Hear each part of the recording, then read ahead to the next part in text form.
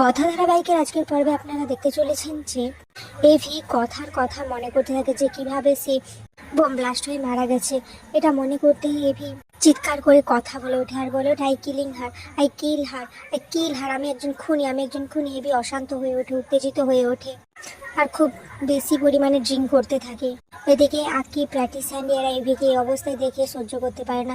এভিকে বোঝানোর চেষ্টা করে কিন্তু এভি কোনো কথাই শুনে না। এদিকে বাড়িতে রেখা, কর্তা দাদু, কর্তা দিদা সবাই তো খুব কান্নাকাটি করতে থাকে কথার কথা ভেবে। এদিকে সঞ্চিতা এসে চিৎকার করতে থাকে, বলে আমার অগ্নি কোথায়, অগ্নি তো কাল রাত থেকে কিছু খায়নি, আমার অগ্নি কোথায়, অগ্নিকে কে সামলাবে, ও ও কেমন একটা হয়ে গেছে। তখন কর্তা দাদু বলে, হ্যাঁ বড় বৌমা পাচক ঠাকুর আর আমার সাথে ঝগড়া করে না। তখন কর্তা দাদু বলে, সেই পরিস্থিতি তো আর নেই, যে ওকে সামলাতো সেই তো এখন এই বাড়ি থেকে চলে গেছে, সারা জীবনের মতো সে চলে গেছে। এদিকে সঞ্চিতাও তো খুব উত্তেজিত হয়ে যায়। ঠিক তখনই ছটকা এসে বলে, নিজেকে সামলাও বড় বৌদি, অনেকটা সময় হয়ে গেছে, তুমি নিজেকে সামলাও, তুমি যদি এরকম করো অগ্নিকে কে সামলাবে তাহলে। সঞ্চিতা তখন বলে, আমার ছেলেটাকে যে সামলানোর সে তো আর নেই।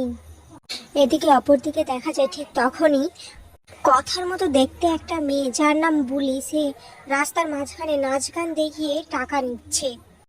এরপর বুলির সাথে ছিল রানী আর একটা ছেলে। সবার থেকে টাকা নেওয়ার পর বুলি বলে, আজকে আমরা মাটন খেতে যাব, ঠিক আছে, এতগুলো টাকা পেয়েছি, অনেকদিন মটন খাইনি, ওই মামা আমাকে কিছুতেই কিছু ভালো কিছু খেতে দেয়নি, তাহলে আজ আমরা মটন খেতে যাব কোনো বড় রেস্টুরেন্টে, ঠিক আছে। এরপর ওরা তো রেস্টুরেন্টের দিকে আসতে থাকে। ঠিক তখনই কয়েকজন লোকজন বলতে থাকে যে মাই মমস ক্যাফেতে নতুন ডিশ করতে দিচ্ছে এভি, আজ মাই মমস ক্যাফের অ্যানিভার্সারি উপলক্ষে উনি একটা নতুন ডিশ রান্না করেছেন। এটা শুনেই বুলি, রানী এরা সবাই তো মাই মমস ক্যাফেতে চলে আসে। মাই মমস ক্যাফেতে এসে বুলি দেখে তো অবাক হয়ে যায়, বলে এত লোক, এ তো হট্টগোল রে, এ কি রেস্টুরেন্ট নাকি। এখানেই আজকের পর্ব শেষ হয়ে যায়। তো ভিউয়ার্স, আপনাদের কি মনে হয়, বলেই কি কথা?